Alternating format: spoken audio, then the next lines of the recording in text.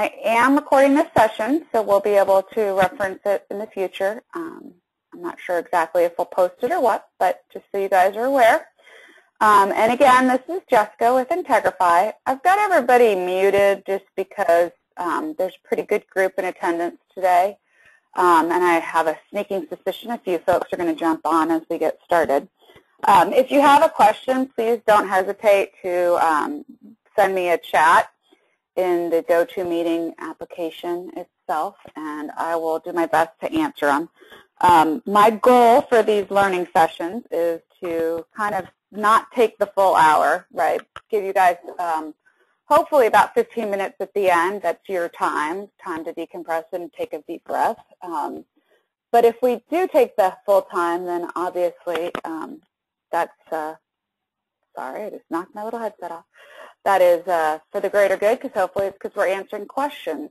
Those of you guys who know me know I get very sick of hearing myself talk, believe it or not.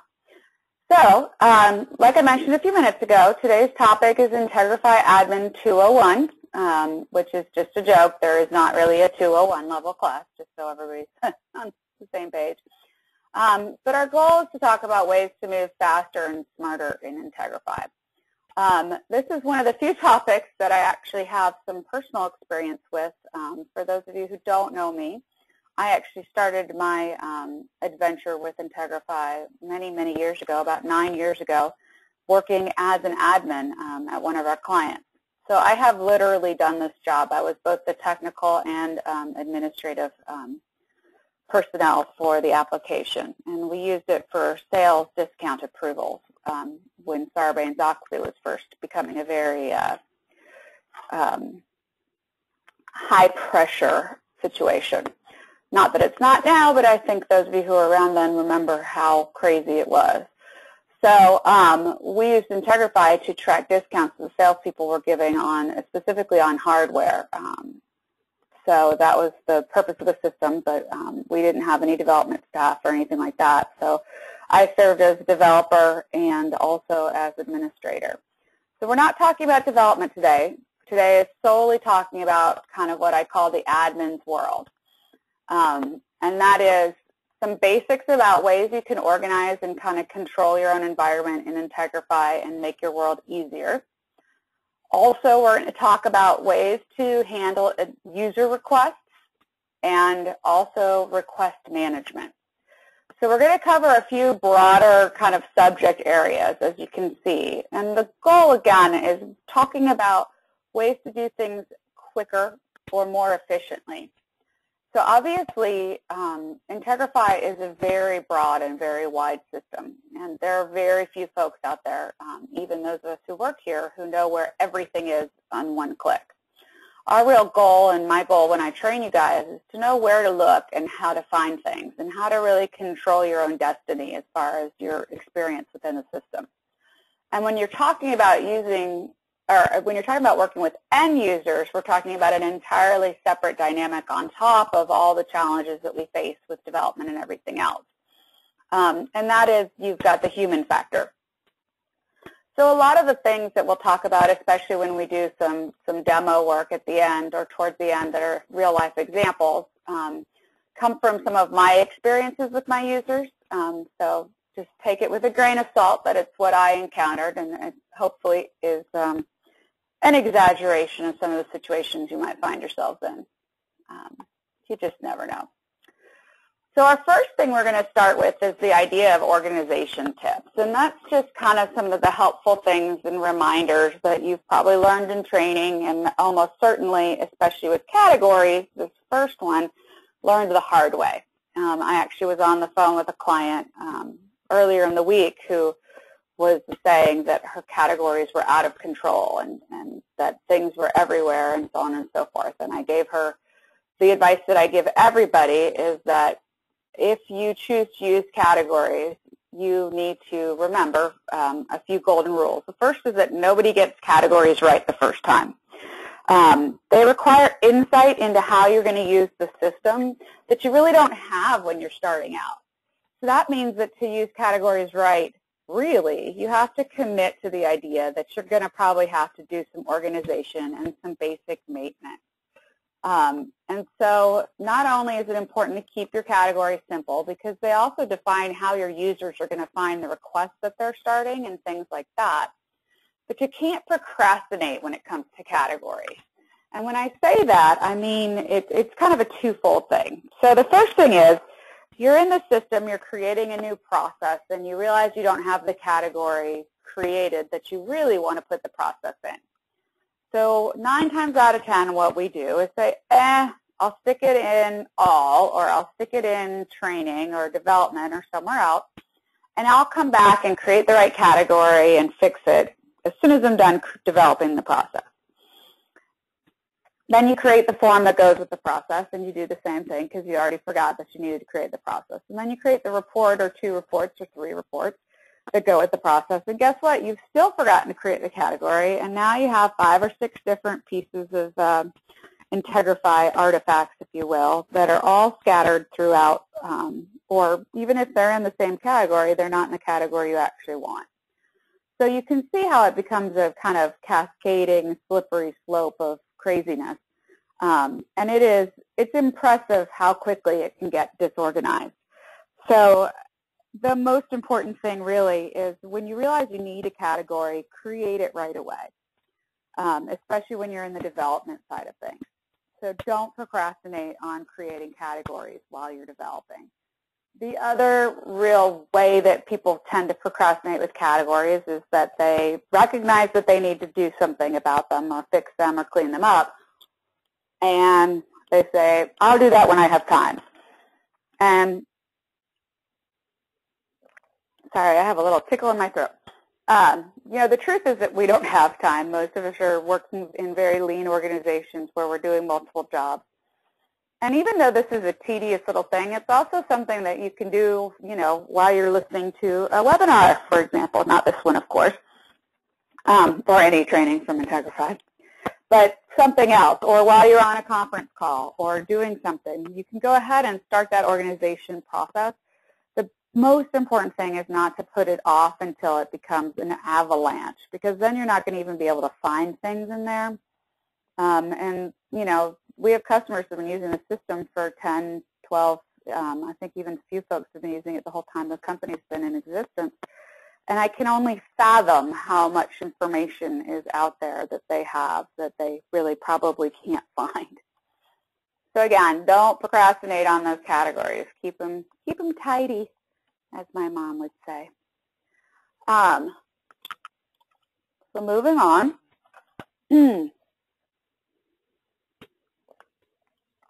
Sorry, it's just the weather. It's all this having to have the heat on thing. I'm such a southern girl, too. The next thing I really like to remind people is to really use groups. So I put get your group on here. And then I realized after the fact that it sounded like group on instead of group on. But, you know, I really recommend using groups as your best practice in pretty much any situation. And I think that people tend to think of groups as something for approvals only, but a group can collect users for lots of different things. So I always encourage people to think in all the different dimensions of how you can use a group. So that's not just approvals, but request entry and notifications and reports.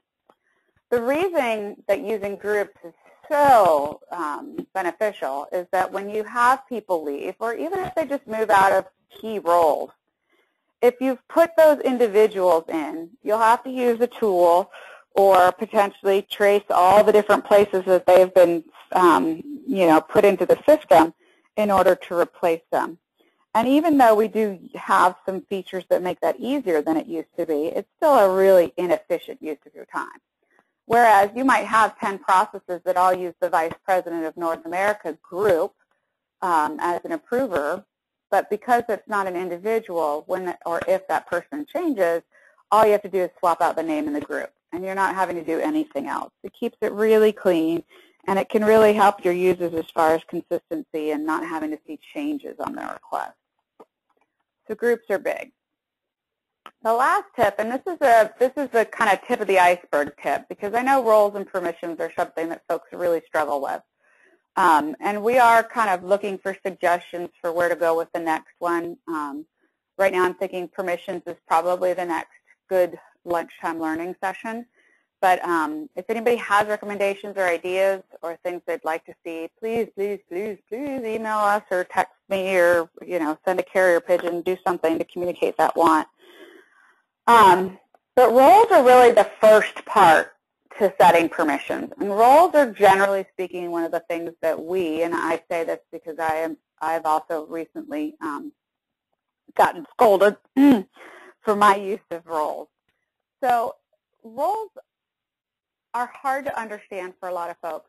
A, because they get set up under permissions, and B, because we give you the ability to set it up at any level, and that's really a mistake because you really only ever want to set up a role at the system level. And here's why. A role is just the set of permissions. So for example, if you're trying to hire somebody, you have to have that job opening first. A role is the job opening. It doesn't say who's going to do it. It doesn't say even necessarily what departments they're going to be in or who their boss is going to be or any of those things. The job description simply says that there is a role that allows somebody to use a report, for example. And you want to set that up at the system level. So if you go into your system and you want to see where your roles are set up, you can do that pretty easily by looking at the column that you can see in green here that is the level column. And you want to make sure all your roles say system. So each of the key areas within Integrify, so each of the major tools, so for example, processes, forms, and reports, users, and even, I said processes already, users is a big one. Each one of those has their own set of permissions and has the ability to set different roles for interacting with that piece of Integrify. So you don't want to go crazy. You don't want to start, in my opinion, setting up roles for different types of forms and stuff like that. You can keep it as high level and as simple as possible.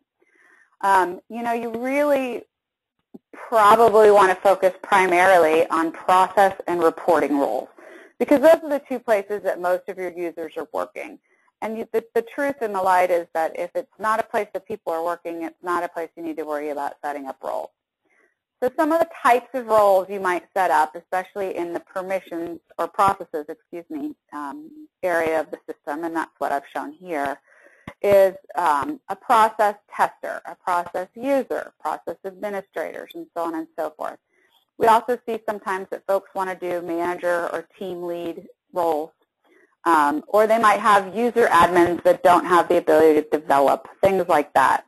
Those are the roles that you want to set up, and it's really what they can do in the system. It's not who, and it's not where. So remember, a role doesn't define what processes they can use. It only defines that they can actually use a process, and then that's where permissions come in. And again, we're not delving into permissions today, so this is sort of like a tease, I guess, but really if you just start getting your roles created at the system level, you're already taking a huge step towards making it far easier on yourself. And it's sort of also the first step to the three-step cleanup process for permissions and roles. So I figured I'd add it today because it does save a lot of time downstream. So this brings us to what and this is a totally biased, completely opinionated, Jessica-only statement, what I believe is the single most useful feature in Integrify, and that's the replace user feature. And you'll notice at the bottom I said for admins, because obviously this is a highly biased and completely individual statement that is not supported by anybody else at the company. But people don't realize how powerful the replace user functionality is. Replace user can be accessed under the administration panel. It's on the users tab. And it looks like an innocent little button, but it really has an incredible amount of power. So when I train folks on replace user, I've started trying to tell people or train people that it really has two completely different paths you can go down. And if you look at the screen, the real only thing that's generic is the user to replace. And that's really the only place that you would fill in a universal person's name. And we're going to go through some live demonstrations of this. I just wanted to talk through all these little tips, and then we'll take an example of most of them. So when you look at the view this user's links, that's how you do things that can be one-off or by type or by specific titles or dates or things like that. And we're going to, like I said, show some examples of that. If you use the things that are in the box, which we call options, but options is sort of a little bit misleading. If you use the ones that are in the box, then you're doing it as with a broad stroke. So for example, if you select replace and open tasks from the options box, you're saying that you want to replace all of that user's open tasks. So what people don't often realize is that if you were to click on the open task link here to view that user's open tasks, you can actually do individual assignments by task, by types of tasks or roles, and so on and so forth. So like I said, I've got lots of examples of this we're going to walk through and do real ones in my trial site. But replace user is, quite frankly, the single most powerful, beneficial, and epically life-changing places that an admin should be working in Integrify. Those are big words, I know. So the other thing I like to remind people, and this will probably make you laugh, but I call it the delegation two-step. What happens a lot of the times is that people, even our admins, don't realize that delegation is a two-step process. It's not just a Southern dance, or two steps, not just a Southern dance, if you will. But delegation is not going to impact open tasks. This was my most vexing thing when I was an admin in the system, quite frankly. And a lot of that is because I had a lot of users that were high-level executives, and they didn't necessarily do a very good job of keeping up with their open tasks. So what would happen is they would set their delegation because they were going out of the office, and then they would call with the message that Integrify was broken because they didn't get all their open tasks reassigned when they set their delegation. So, obviously this is an ongoing struggle and a user management and training issue, but it's always important to remember that delegation is a two-step process. You have to think about or complete your open tasks, and you have to remember that delegation is a future request concept and not a current request concept. So again, we'll do an example of that. And the last real place that you can save a ton of time as an admin is really understanding the manage requests functionality. You'll see here that I put that quite simply, you can wreak havoc on tasks. If you've ever reset a task or set a task to be redone instead of, I just did a tongue twister there. If you've ever reset a task instead of selecting redo a task completion, you've discovered that with the reset, you can actually completely wipe out any of the data that has gone into a form.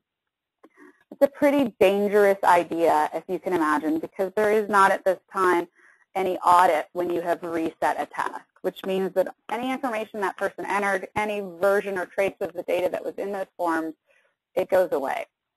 So you need to be really careful when you're using manage requests. And more importantly, you really need to think about who in your organization needs to be able to manage requests, because you don't want that to be a broadly available, well, in my opinion, you don't want that to be a broadly available feature. But manage requests does have some tremendous power. I always tell people that I have a really, really silly way of remembering the difference between manage and monitor. And it is that monitor is, hey, Mon, it's okay, you can't do any damage. And manage is like Spider-Man, where with great power comes great responsibility. You can tell I have an 8-year-old son at home because Spider-Man and Bob Marley are two of my major reference points, which is totally absurd. But when you're talking about managing requests, like I said, the ability to set or reset recipients is a really nice feature. A lot of folks have figured out that you can do this easily through the replace user functionality, but there are times that you need to be able to set more than one recipient or add a recipient versus just swap out recipients. So the manage request functionality is still a really powerful tool for those purposes. And the other thing you can do is you can change dates, which a lot of people don't realize. So that if you have a due date on something, you can actually manipulate that due date just for that request. And again, you know, that's a nice thing if you've got a corporate holiday, or if you know that somebody's going to be at the office on a retreat or something, you can go ahead and set that due date to one day later so that it doesn't start pinging them with reminders and stuff like that. Again, these are all one-offs and different things that may or may not happen in your organization. So we're going to take a look at how these are actually done. And you'll see that a lot of these have a lot of other uses as well. So obviously our first example is my favorite because it's what I dealt with for 5 years, and that is, help, I'm on vacation and I forgot to handle Integrify. So you'll see here we're just jumping into my trial site, and this is a site that's designed for training and for showing off stuff like this. So when a user comes to you and they say, hey, I'm in Bermuda or in the Bahamas or some gorgeous tropical place that you're not enjoying, and instead you're freezing in Chicago, but I forgot to set my Integrify. There are, again, 2 steps to helping that user. So, for example, if I were to call myself or call you, somebody out there, and say that I had forgotten to go ahead and do anything before I went on vacation, the first thing I would want to do is set that delegation. So that is done, again, just by simply going to users within your administration panel. And I'm going to go ahead and click out of there. So you go to the users area within administration. And from the user list, in this case, you just want to select the user who has gone to Bermuda without doing the needful. So in this case, I'm selecting myself. And you'll see we even have a tab that's called Delegations. So we keep it pretty easy. And for this purpose, I'm going to go ahead and I'm going to make my dog Sam, who's in my system. His name is Samurai, not Sam, but we call him Sam.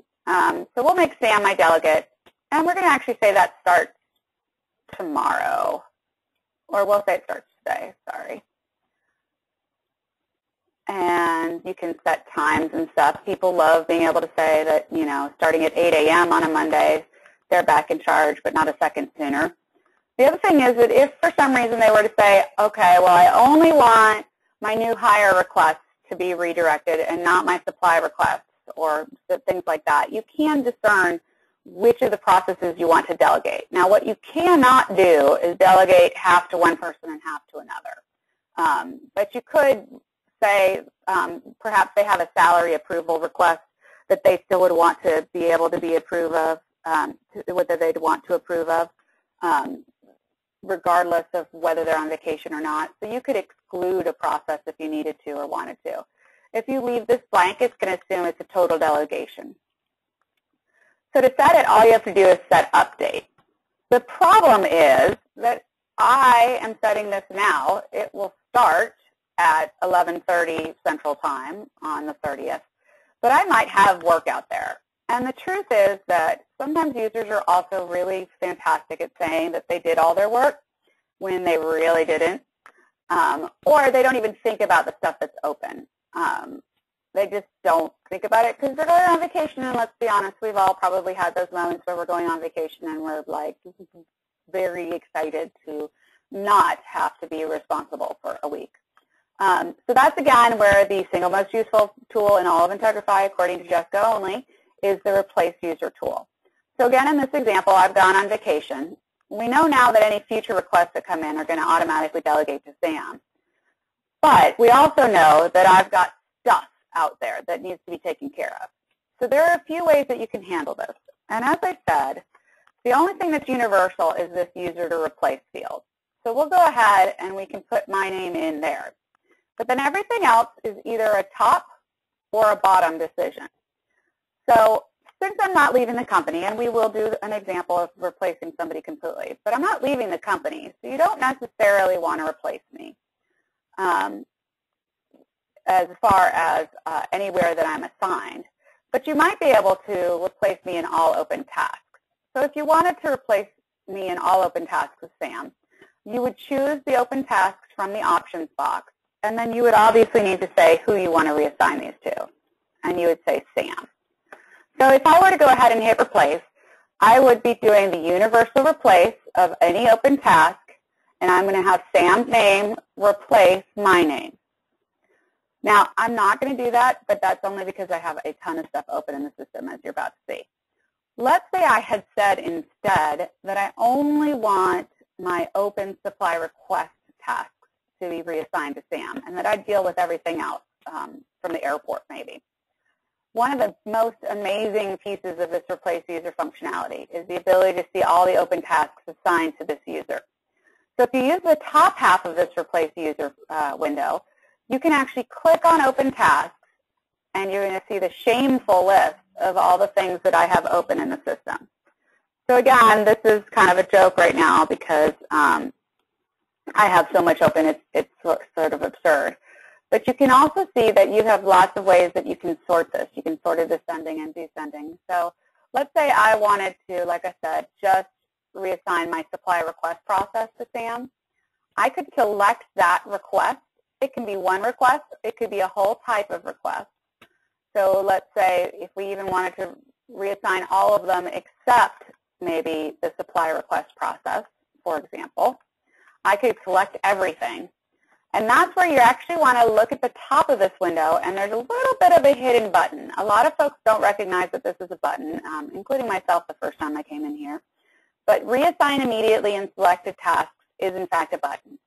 So once you've selected those tasks that you want to reassign, you can click this button, and it's going to give you the chance to go ahead and say who you want those reassigned to. So in this case, I'm going to reassign all of these to Sam. I might as well go ahead, and I'm going to hit replace. Now it's going to take the system a minute because I have a few hundred open requests in my name. I'm such a slacker, right? But you'll see that now the only open task that's under my name is the supply request process. So this is a hugely powerful tool. Now, the truth is I use open tasks for reassigning anything, not just when somebody's gone on vacation. And we'll talk a little bit about other times that it's nice to do that. But you can see now in the situation where somebody has gone on vacation and forgotten to reassign their tasks, we've handled the delegation so that anything new that comes in is going to get delegated. And we've also now gone ahead and handled all the open tasks with the exception of the one type that we were told not to worry about. So we've actually managed to handle that whole first scenario that we had on our PowerPoint, which is the help, I'm on vacation and I forgot to delegate. So the next real common example is the Integrify is broken. I still have open tasks after setting a delegate. So obviously, being the amazing admins that you are, you recognize the fact that setting delegation does not, in fact, change your open tasks.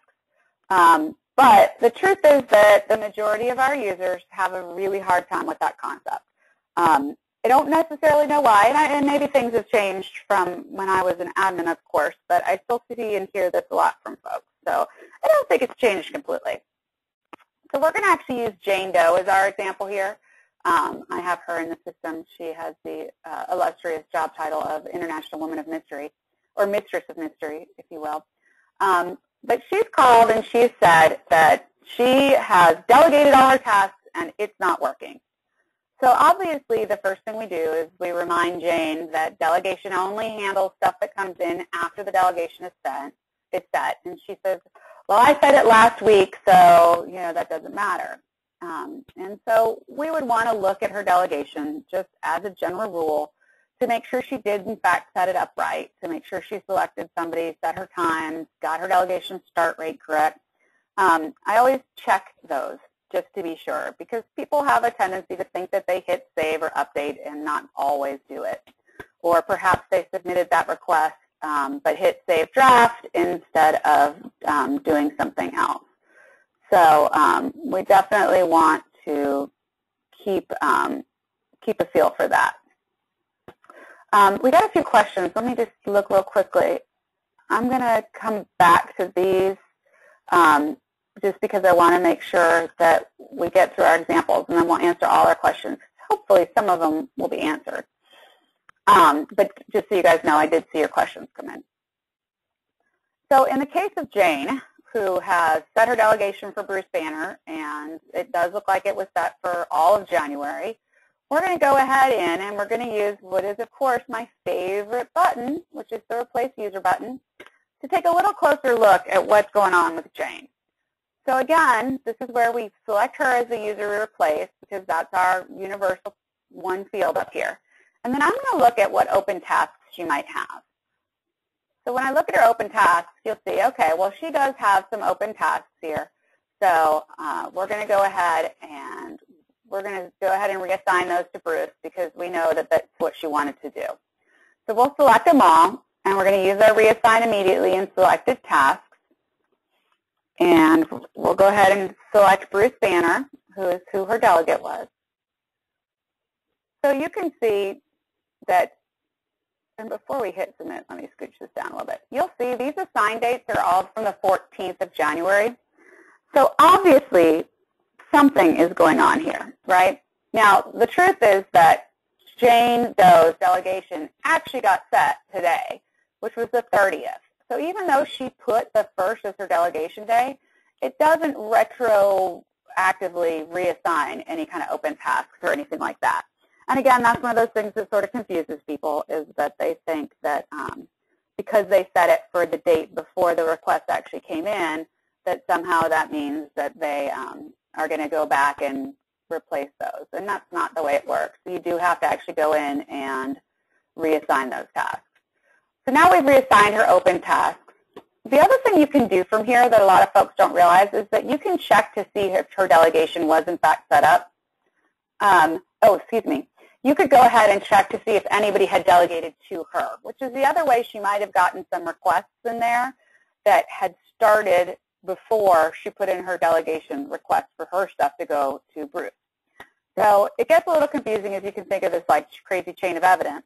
But if Peter Parker had his stuff going to Jane Doe, and a request came in that was in Peter's queue, say it was December 30th, and it came through to Peter and got reassigned to Jane before she got in and set her delegation, that open task is going to be with Jane.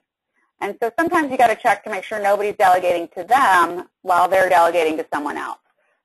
Now, theoretically, it should all work that if Peter delegates to Jane, but Jane delegates to Bruce, that Bruce is ultimately the person who gets that assignment. And it does work if those delegations are made before the requests are put in. It's when the requests hit before the delegations that you see some kind of odd stuff. So you just always want to do a little research, a little homework to see what's going on. So again, we're going to hit close here. Jane's stuff's been reassigned to Bruce, and she now can retract the idea that Integrify is broken, though she will probably still have something to say, because that's how folks go. So our next example is for Lois Lane. And we're going to go back to our PowerPoint really quick just to look at it. And Lois is going to tell us that she meant to delegate her stuff to Clark, but she accidentally delegated to Peter instead. So this happens. Folks think that, sometimes it's vacations. Holidays are notorious for this. Lois checked with Peter, and he said sure he could handle it, but then he ends up going out of town for a week of Christmas break, and so Lois's stuff is not covered after all.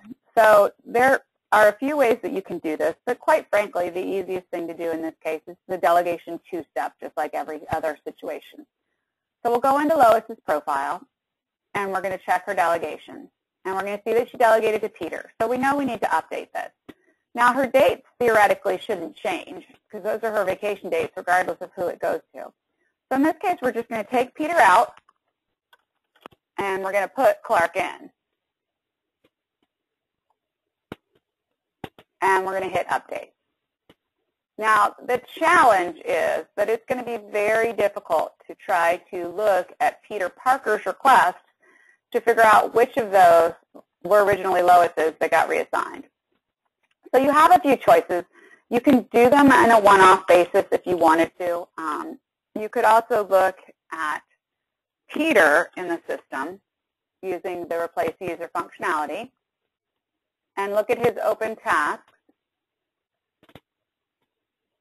And you can see in this case he has none. So for this example, we're covered because Peter doesn't have any open tasks. We don't have to worry about trying to figure out which ones were originally Lois's. The other thing you would have to do is if you didn't want to go and do something in a broad stroke, you could go into Manage Requests and you could look at each individual one, and it will show you that they were delegated to Peter Parker by Lois Lane. So you could then write down those numbers, come back to Open Tasks, and click those, or continue to use Manage Requests to reassign the approver. And so we will show you one example of that in just 1 second. So the last thing I want to show you is if we have, or within the Replace User functionality, and that is the ephemeral, Sam has decided to pursue opportunities outside of the company. We obviously wish him well, so my son would be crushed if our dog decided to pursue opportunities outside of the family. We're going to replace this just in general. So what we're looking at is we've got Sam, and Sam needs everything that he's done to be replaced, and we're going to replace him with Thompson. So we see that Thompson already has a profile, which it sounds a little silly, but you always want to make sure that the person that somebody's told you should become the new approver is in the system before you start going through the process. Again, it sounds kind of logical or illogical to have to worry about that, but sometimes people will say that, you know, somebody's taking over their place that have never interacted with Integrify before and may not even have a user profile set up. So you want to make sure that you understand if there's a training aspect to that you're going to have to do, as well as just this little administrative aspect of it. So if Sam is person leaving, we're going to go ahead and type his name into this users to replace area. And again, because this is a broad stroke replacement, we're actually going to go ahead and we're going to replace him in any task configuration, any open tasks, any groups, any roles, and any current and future delegations. Now, we could see if he has any of these. Like, we might wonder if he has any roles, and we see he doesn't, so you don't even have to really worry about it. But if you wanted to, you could still reassign him. So you'll see here that Sam's the Green Hills Department Manager here. He's in the testers group, and he's in the users group. So we could replace Sam with Thompson in all of those groups should we want to. And likewise, task configurations, you can see what tasks Sam might be signed up for. So you can see I actually have him directly in the new hire request. And you can even see what open tasks he has. So you can see that Sam has a lot of open tasks. Obviously, that's because we used him as an example of my reassignments earlier. So in this case, we're going to say anywhere that Sam has been delegated and any open tasks, we actually want Thompson to be the person who gets those responsibilities. So we're going to select Thompson as our user to assign. We're going to keep Sam and our user to replace. And again, we're going to use this option screen at the bottom to go ahead and do our broad stroke replacement. So we're hitting replace here, and we're going to let the system do the auto replace. And again, there really isn't a difference between selecting all of the tasks using open tasks and selecting the option to replace all of the open tasks in this one broad stroke. The only thing I will say is that I like seeing the open tasks, and I kind of like selecting them just because it makes me feel a little bit more certain. But there's no real good reason for that. It's just that I'm sort of anal. So you can see if we look at his open tasks, he has no open tasks now. He would have no delegations open. And you can just close this then. So now we've done a little bit of everything with that replace user functionality. So the next example I have is the help I selected the wrong department on my form. So this does happen. It doesn't happen as much as it used to, I think, because we've started, obviously, as admins doing more sophisticated things to keep people from being able to do weird stuff. But we do often have to use manage requests. And like I said, manage requests is the powerful one. It's the one that comes with responsibility. So we're going to look at example 804, request 804. This is the supply request process that Thompson put in that he's saying now that he chose the wrong department. So the thing to remember is that if you need to change data that was put in a form, there is only one way to do that. And you'll see here that Thompson selected Sylvan Park as his department. So he's saying that's not the right department. The problem is that to change data, you have to kill the request, basically. Not the request itself, but you have to reset the task. As we talked about when we were talking about manage requests at large, resetting tasks means wiping out the information. I will say that from a development standpoint, we are working on some new developments that will allow us to have objects that are editable, so that, for example, if you used a customer and their details throughout a process, you might be able to edit those as the process proceeds in more of an object management style. But that is not, of course, the current state, and that's not what iImprove was ever designed to do. So in this case, this is one of the few cases where you would want to reset the task, because if they've chosen the wrong department, it's routed wrong, the information on the form is wrong, they got to redo their work. Now, some people will draw a hard line here, and they will say that they're not going to reset this, that if somebody chose the wrong department, they need to cancel their request, or you can delete their request, and that they need to resubmit from scratch. So that is an option if you as an organization don't want to allow people to change the data. But a lot of the times we end up getting so many requests in there and so much garbage that you don't want to have 100 requests for what are really legitimately only 25 real requests. So sometimes it's nice just to hit reset data. It's going to reassign that form back to the original person, so it goes right back to Thompson. If you look at the request detail, you'll see it basically starts it completely over. You don't have any of the old data in there. The completed form is wiped out. You do see the original submitted time, so that's important to note, is that they're going to see that submitted time doesn't necessarily match the time they entered the data. But you will see again that this new supply request form got reinitialized at 11:45. So much for giving you time back today. Sorry, gang. So that's really the only way to manage when somebody wants to make a change to data. The next example we have, and we only have two more, just so you know if you're starting to watch your clock, is what I call testing, retesting, and testing again. So when you're in the process of testing a process, so we're going to look at process 806 right here. And this is a new hire request process that we've been working on. And you'll see that this process got stuck. Now, the truth is it got stuck because I had a rule wrong. And I've now gone into the system and fixed the rule. But I still have this request open that I was using for testing. So in a testing scenario especially, using the redo task completion is going to save you so much time, because you don't have to re-enter all that data over and over and over again to test when you've made a correction or a fix. So in this case, again, as I said, I had my rules wrong to get to the submitted milestone. So when I click redo task completion, you're going to see that my process actually updates. It goes through that milestone, and now it's set to the new hire approval. So right there, where we had stalled out at the new hire form, I've now gotten that thing moving forward, and I can keep debugging and testing my actual request. So you'll see now it's been assigned to Thompson. It looks like it's working the way it's supposed to. So if this was in development, I'd probably get the pop-up with the approval, but I moved this into production just for today for our testing purposes. So again, for testing especially, using that redo completion is a really powerful way to save yourself a whole lot of time. Now, if you reset it, you have to re-enter all the data, but redoing it just redoes the fact that it's going to try to push it again and see if your rules work now.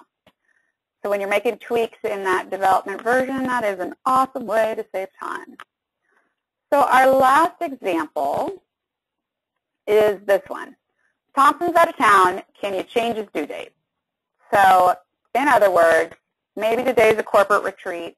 This new hire request is sitting in Thompson's box, and it's overdue now, right? So when you look at it, you don't really have a great way of seeing that. But if you go to the flow, you can see that you have the option to change dates. And this is really helpful when you do make active uses of due dates. So you'll see here that this is due today, and we know, again, that he's out of the office today. And then the problem is, like, he's out of the office today, tomorrow and Sunday are holidays, and he's saying he's not going to get a chance to look at it till Tuesday. But this might have reminders set to go every hour. So rather than having him start to get reminders until he's absolutely lost his mind and hates Integrify more than anything on the planet, we might go ahead and change the dates for both his due date and his reminder date. You can also say what hour you want those to be applied to, and you can click Save Dates. So that will actually move that forward, and that will keep it from firing off the reminders. It will keep it from saying that he's outside of any SLA that he has as a manager. or an approver, and keep things in a good place for Thompson, even though he's not in the office today, because he's in school, quite frankly, but that's beside the point. So those are our main examples. I'm going to go over to our questions, because we got 3 of them as we went along. And the first one is, can you use the replace user task to also see the task assigned to that user without replacing? And yes. And that is, in my opinion, one of the best ways to do a little bit of research in the system. So let's say you just want to see what Peter Parker has assigned to him. You can go to your users, bring up your user list tab, click on replace user, and you can really easily search. Use this one universal field, go to Peter Parker, and then go to open task. You don't have to do anything. Now, he doesn't even have any open, so that makes it a lot easier. But we know, for example, that Thompson has a boatload now, because I just gave him all my old stuff. So let's look at Thompson's open tasks. You can look at these. You can write down request numbers. You can't dig into them. They won't take you to the request or anything like that. But you could, in fact, see, okay, he's got a lot of open requests. He's not keeping up with his work. Or he's got a lot of test ones that are really old. We should probably clear this out for him. Any of those things, as long as you don't, and you really have to try, quite frankly. It's a 3-step process to reassign this stuff. So if you don't click on the request, click on reassign, and click on a person's name, if you hit cancel or close at any of these levels, you're not going to reassign anything. You've just done some research and used that tool. So I think it's a really powerful tool. To answer your question, it's a great way to do it. Our next question is, do I have to make sure that Sam is allowed to participate in the process before I reassign? And so, yes, that's a very good question. If you have your permissions set so tight that a potential new user does not have participate ability within a category or within a specific process, you will want to make sure to check their permissions before you reassign it to them, or they will not be able to access it no matter whether they're assigned to it or not. So that's a really good question, and actually a really good point. Like I said, you want to search for that user to make sure that they actually have a user profile. A good key thing to remember is that if they don't have a user profile, if you do have to create one for them, they almost certainly don't have permissions, obviously, or you've got to make sure that they're added to the right group as well. So yes, and that's something we can cover a little bit more if we get a learning session going on permissions. But you definitely do have to have permissions to participate for you to be able to be a part of it, whether you've been delegated, reassigned, replaced, any of those things. And then we have our last question, and that is, which one is better to use? Manage request to set recipients or replace user to reassign tasks for an individual request? So that is a loaded question. Part of it is where you're comfortable. And part of it is if you are just replacing one-for-one, a user for a user, I personally prefer the interface with replace user. I think it's easier. I think that there's less opportunity for failure. I think that you just have a better experience when you look at a person like this. You look at their open tasks. You see that this is what's open. You actively select to reassign it. You actively say you want to reassign it, and you actively select a person. And again, I don't know why I like this interface better. Now, where this interface does not give you any flexibility is if you just want to add a user or have additional users, or maybe you want to swap 2 for 2. So in that case, you do have to go under Manage Requests, and you do have to go the old-fashioned route, which is to go to the Manage Request icon, which is also the Edit icon. Go to your flow. Go to the task in question, and go to Set Recipients. And then under Set Recipients, and the other thing is if you want to do any kind of dynamic replacement. So for example, here we see that Sam and Thompson are both assigned here. But let's say I want to reassign it to whoever filled it out's manager. You can actually do that and make it a dynamic thing. Oh, maybe not. I might not be able to do that at the request level. So let's look at, well, we'll just use contacts, even though I know I said that's the best practice. So if we wanted to, for example, put Bruce and Peter in here, and take Sam, come on, collaborate for me, Sam and Thompson out, the only way to do those two swaps is through manage request. And a little bit of it is where you're comfortable. If you've used manage request for the last 10 years and it feels like that is the only way that you're efficiently going to be able to do this, use manage request. You know, don't jump right into the replace user. But if you're comfortable with replace user, or if you have the luxury of practicing some, that's what I really recommend more than anything is practicing that replace user. But if it's a one-for-one and you're just replacing me with somebody else or vice versa, I do love this replace user feature. Like I said, I think it is the most powerful, simple button in all of Integrify, and it is my best friend when it comes to doing user management. So that is the end of our time and the end of our question list, and amazingly, we got all of our topics covered, including all of our demonstrations. So just a quick reminder that Integrify Learning is a group here that we've kind of been going for about 6 months now. Our focus is education, evangelism, and experience. If you don't get the monthly newsletter, please, please, please sign up for that or send me your email, learning@integrify.com.